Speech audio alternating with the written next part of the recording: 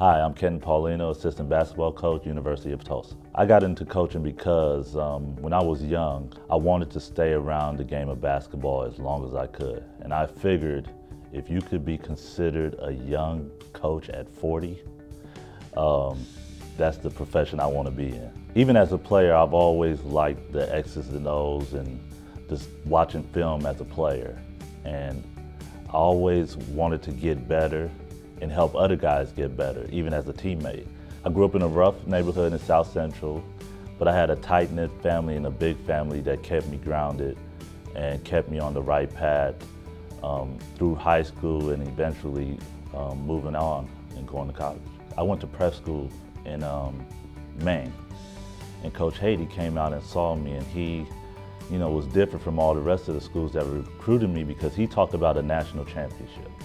And I remember thinking a national championship at the University of Texas. From this day, I owe a lot to Coach Haight because he saw me a vision of making a national championship, and I have a Final Four ring. Even though we didn't win the national championship, I have a Final Four ring that will be with me for the rest of my life.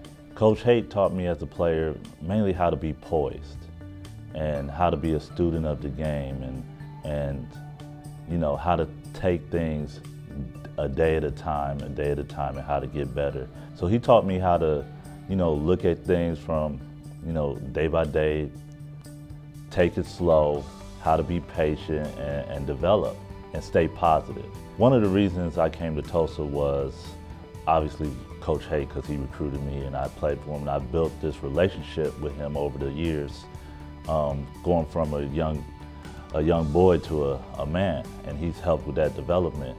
Besides that, Tulsa has great tradition in terms of basketball. The coaches that's been through here and have had success. The conference is obviously one of the best conferences in the country, and the competition is great. But the main reason I came to Tulsa is the relationships I have here with the staff and wanting to be part of something special. I think my strengths is mainly with player development and decision making. I spend most of the time working with the guards, and what I do and they probably get annoyed with it, but almost every possession, I'm trying to help them make the right decision, right play. I want players to improve, and I spend a lot of time with individual players on how they can get better and how they can improve within our system. I think that's more of what I bring to the table: player development and decision making, mainly from our guards and also the bigs. Recruiting is the base of everything in terms of finding the right player with the right character, and it's easy for me to recruit for Coach Haight because I know him personally, and obviously how he recruited me and put a team together. But I think recruiting is the lifeline of the program. It all starts with that, then you go from there. When we played West Virginia to get to the Elite Eight, it's a Sweet 16 game. What I remember from that game is it being a dogfight. I mean, it was back and forth. That was our second time playing them that year.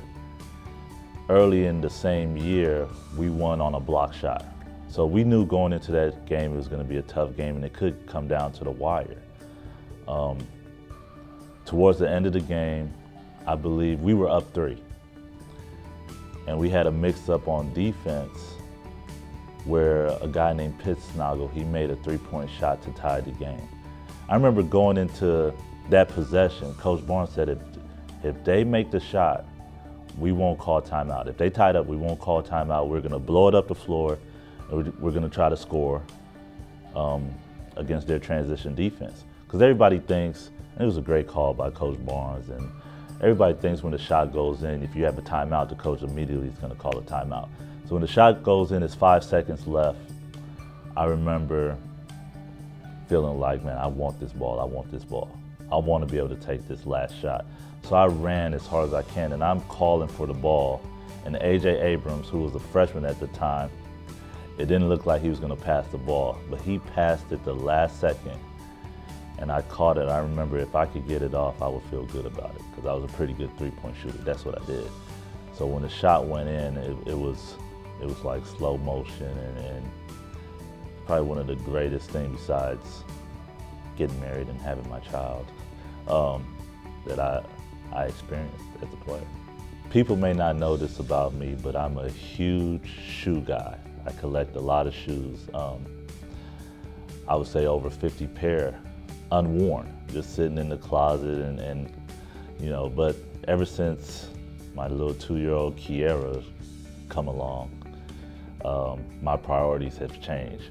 So there's no more shoe collecting, but the ones I have in the closet are gonna stay in the closet until my wife tells me you need to go somewhere else, then they might go in the attic.